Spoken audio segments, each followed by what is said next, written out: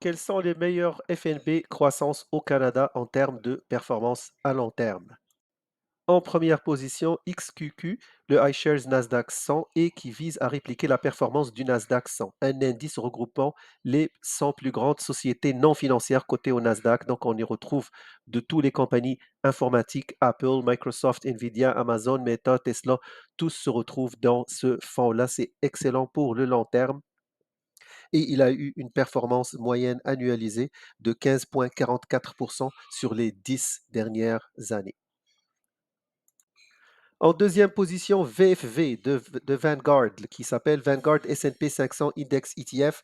Il est conçu pour répliquer la performance des 500 plus grandes entreprises américaines à grande capitalisation. C'est un fonds très diversifié qui ne se concentre pas seulement sur les technologies, il représente un peu l'économie américaine. Si vous croyez à l'économie américaine à long terme, VFV est le moyen le plus économique pour investir dans les États-Unis, avoir un portefeuille diversifié des 500 plus grandes entreprises. On y retrouve de tous, Microsoft, Apple, Alphabet, Amazon, incluant aussi des entreprises dans les domaines de la santé et de l'industrie.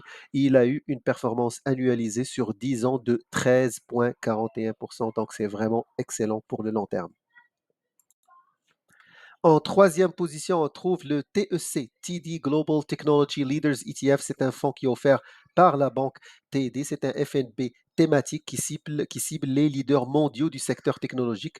Donc, contrairement à XQQ, il se concentre vraiment sur les États, qui se concentre seulement sur les États-Unis. TEC offre une diversification géographique et se concentre sur le secteur technologique. Donc, on y retrouve de toutes les compagnies qui sont dans les semi-conducteurs, les cloud computing, l'intelligence artificielle. C'est un fonds qui a eu une excellente performance sur les 5 dernières années, d'une moyenne annualisée de 17,33%. Le quatrième fonds, c'est HXS Horizons S&P 500 ETF. Vous l'avez compris, il track lui aussi le S&P 500, les 500 plus grandes entreprises canadiennes, comme un peu VFV. La seule différence, HXS ne donne pas de dividendes, donc il va réinvestir. Donc c'est parfait pour les gens qui ne veulent pas recevoir de distribution. Il a eu un rendement annuel moyen annualisé sur les 10 dernières années de 13,34%. J'espère que cette information vous a été utile. N'oubliez pas de visiter mon blog wiseinvestors.com.